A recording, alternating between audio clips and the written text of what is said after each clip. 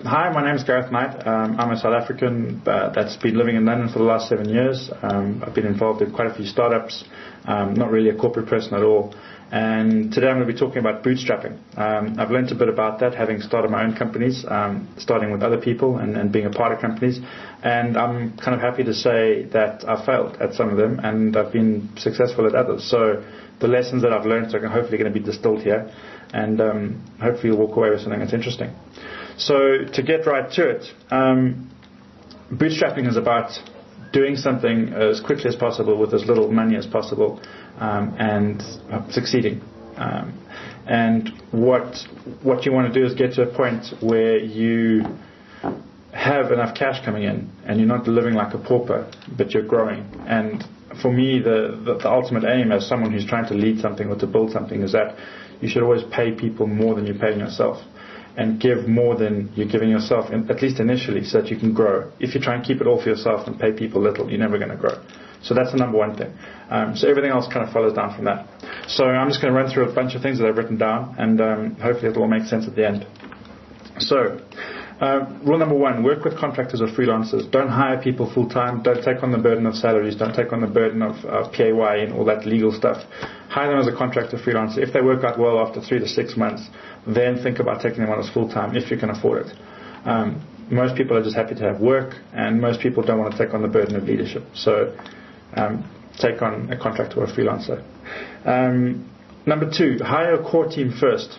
Don't hire people around you that aren't going to be core to what you're trying to do from the beginning, because they're dead weight, effectively.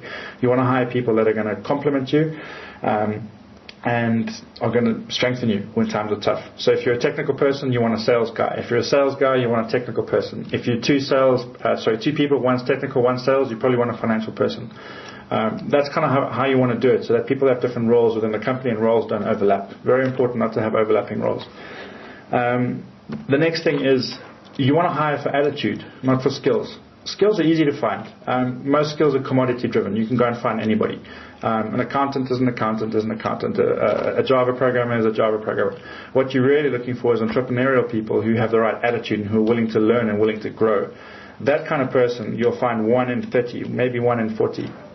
The commodity type person you'll find everywhere. And all they really want is cash, and they want 9 till 5. You don't want 9 to 5 people. You want people who are going to stay long, solve problems, and be there for the good times as well as the bad times. Next thing, be cheap. Now, it sounds bad in a lot of ways. A lot of us were brought up not to be like that, but you need to have a cheap mentality. And cheap doesn't mean bad. It doesn't mean poor. It doesn't mean offensive. It means if you go to a conference, collect as many pens as you can. Don't spend 50 rand on pens. Likewise, if you go to a conference, collect as many notepads as you can. If you get software, keep the software and use it. If you're getting office space, go and buy second-hand desks, or better yet, get a piece of wood and put it over some trestles. Get second-hand chairs. Buy old machines, put Linux on them and make them run faster than if they're running Windows. Do stuff like that. Be creative. Don't spend for the sake of spending. I've seen offices with 2 people that have got 10 Herman Miller Aeron chairs. I don't know where they got the money from, but I just think, like, how can you run a startup like that? How can you be true to yourself about bootstrapping if you're spending money on stuff that you don't really need? And you don't need that expensive chair. You don't need that expensive computer. You need to be successful, and that means being frugal. So maybe I should have said be frugal instead of be cheap, but a lot of people don't know what frugal means. So next thing, don't have any physical stuff in your office. And by stuff, I mean servers, computers, anything that's physical that's going to tie you down. You want to be able to get up and go to the next office space tomorrow. You want to be able to grow into a bigger space next month. You want to be able to move the office around really quickly and really easily because you've got people coming or going. That means that you want to have everything in the ether, in the cloud, on servers, anywhere, but not in your office. So if you've got a bank of 7 servers and you're running stuff internally, put those online, find an online service that does the same thing. So typically that's source control, it's project management, it's email, stuff like that. You don't want to be paying for that internally. You don't want to have to hire a resource to manage it. That's the most important thing. Having a sysadmin to do that stuff is not not a good idea. So find those services. Basecamp is a good project management. Track is a good kind of ticket managing tool. Use Google Apps for mail. Don't try and run your own mail server. That's just madness. These are the tricks of the trade that you can learn to reduce your burn as much as possible.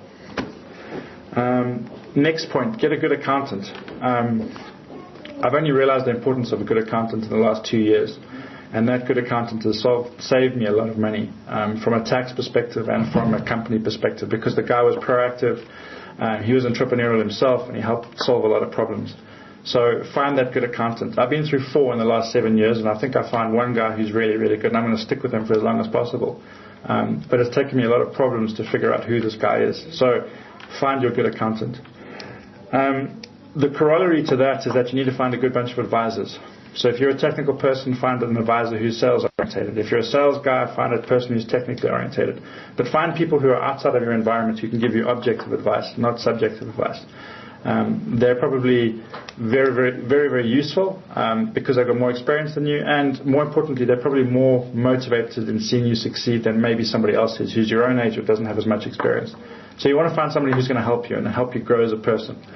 Very, very important. And again, in the last 3 years, I've realized the importance of that, and it's paid off many, many, many times over.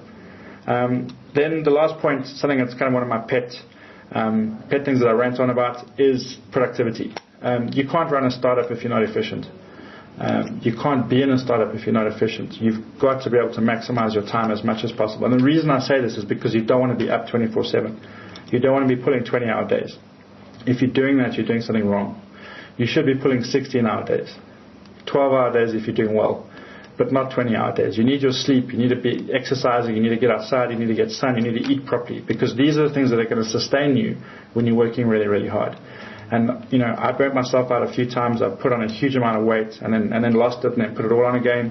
And it's just because I didn't look after myself. And what I've realized is that when I'm happy and I'm fit and I'm feeling like I'm on top of myself as a person, I'm more productive. And I've seen that with people that I work with. And I found that as I've learned how to become more productive, I've become better at doing what I'm doing. So for me, productivity is the one thing that underlies everything else. And yeah, it's a very important thing. I think the older you get, the more you realize how important that is. And that's the end of my list for now. Just a bunch of things that I've jotted down. I hope that that's useful for you. That's it.